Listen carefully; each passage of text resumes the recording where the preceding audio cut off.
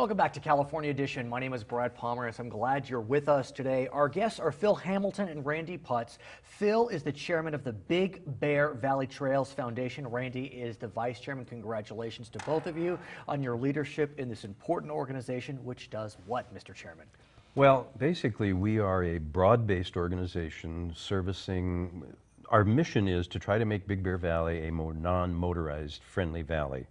We have equestrians, we have hikers, we have mountain and road bikers that sit on our board, and we're really working very hard to try to encourage people to come to our valley and enjoy it. Randy, give us a sense of the scope of Big Bear Valley. We all know Big Bear Right. Lake, but give us a scope of what the valley is. Well, the valley basically surrounds the actual lake, and we're smack dab in the middle of the San Bernardino National Forest, which is actually one of the most heavily used national forests in all of the country. So it's a very unique place. We're this little island of nature up there in the mountains, but we have a lot of people that come and visit us. So it creates some very unique challenges and opportunities for us. Let's talk about those challenges, because we think of Big Bear, skiing, boating, those are motorized.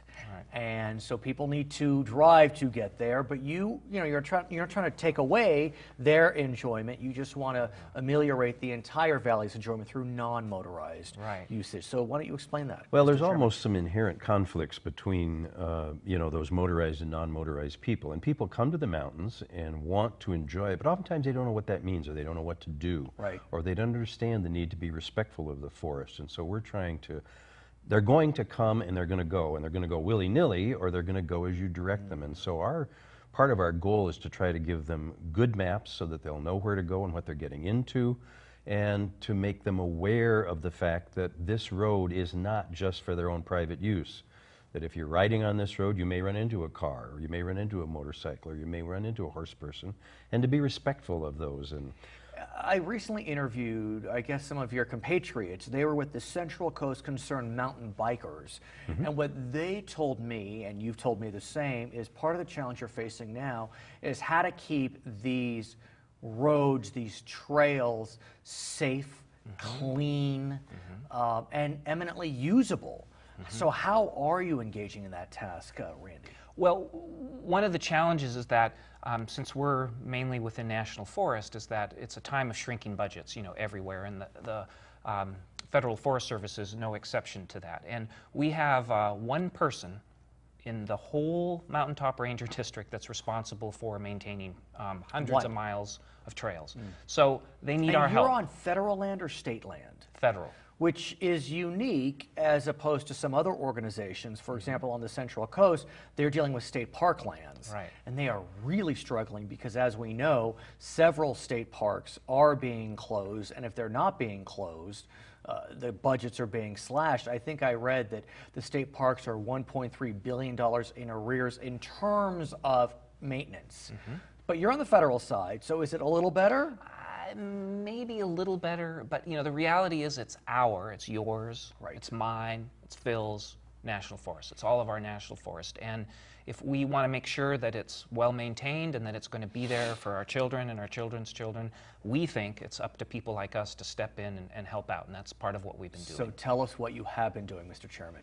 well, one of the first things we did that, quite frankly, I thought was the dumbest thing in the world, but it's proven to be monumental, was we entered into an MOU, a Memorandum of Understanding, with the Forest Service. Basically, we developed a document, we sent it to them, they sent it through their legal channels.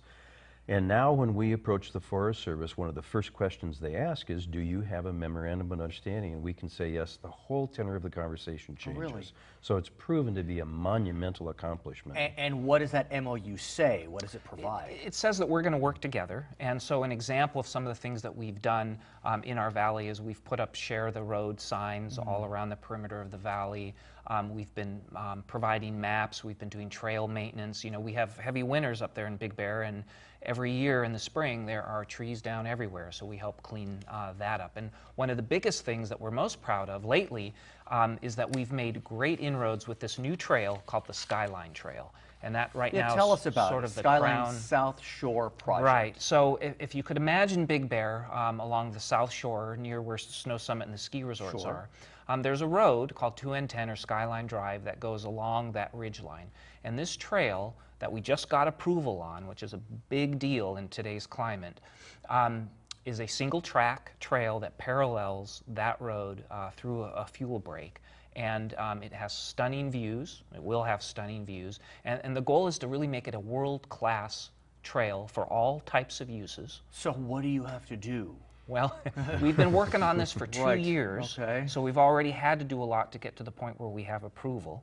Now we're working with various groups like the International Mountain Biking Association, or IMBA, who we just approved to come in and help us design the trail, the actual trail and where it goes, and help us work on rehabilitating that whole South Shore area around Snow Summit and make it a much better trail system. But do you need to bring in some type of tractor, I'm not sure what the word is, to clear the trail? Kind of the sequence of events Right. is we're just in the final phases of signing the paperwork on a cost-share agreement with the Forest Service, which Cost is sharing. monumental And for us. let me digress. Tell us about that, because that's the type of public-private partnership that everyone is really seeing as the kind of the gold standard. Tell us what you did. Well, in simplest form is we agreed that we will raise $40,000. This can be in cash or can be in volunteer hours, and we're going to do a combination of that. And in turn, the Forest Service has given us $80,000 that we can use to address that project. There are some parameters in terms of, part of it was to get non-motorized vehicles off of those Forest Service roads, and then there are some water issues that need to be addressed. you have a lot of water up there. Yeah, we do. And it's an ongoing concern. When you dump that many people into the forest that just go willy-nilly all over the place, all of that water is going to end up in the lake, and there's a major concern about pollution and those Right. issues, and we want to help them be respectful So of you that. have this, let's say, $100,000 to use. Is that for the Skyline project specifically? It's for the whole South Shore area, part of which is Skyline. So now what happens next? I'm interested. Well, part of that money is going to be, we have finally, after a lot of deliberation, decided that we're going to hire IMBA to do the planning. the mountain biking The money, organization. yeah. Right. And that's going to be some portion of that money. And once this paperwork is signed, that could happen very quickly. And that they're basically going to go in and analyze that whole Skyline area and the existing trails, and they're going to show us how this should look. Once that's completed, then we're ready to actually go to work. Some of that will be volunteers. Get out your shovel and come and join us. Some of that Sounds we like fun, hope will actually. be It is. AmeriCorps and other groups that we hope we can attract. We've gotten a lot of attention. Once you get money, a lot of people kind of Oh, I'm shocked to get hear that, Mr. interested. Chairman. But it's exciting for us because we have groups, bike clubs all over saying, when can we come and help? And Boy Scout groups and all of those kinds of organizations are saying, boy, once you're ready to roll, we would like to know, because we'd like to come and support this. Why do you love mountain biking? Well, I personally, I'm a mountain biker, I'm a hiker, I'm a snowshoer, so I get good use out of our trails in all different ways, and I love it. I call the forest and the trails my church. It's Yeah, I've heard that before, and it's I where get it. I go I get it. to get rejuvenated, to connect with nature. It just makes everything right in the world for me. And That's you what I have love two about it. children now, teenagers, early 20s. I can't only imagine over the years, since you've lived in Big Bear, how much father, daughter, son time you had with those children. You have thousands of children as a former principal of Big Bear High School. I don't know if you have genetic children, but be that as it may. Well, I lived in a world for 37 years in education of people clawing at me. Right. And someone was always mad about something, it seemed Right. like. And it doesn't make my wife happy, but I love to ride alone. It's quiet, it's beautiful.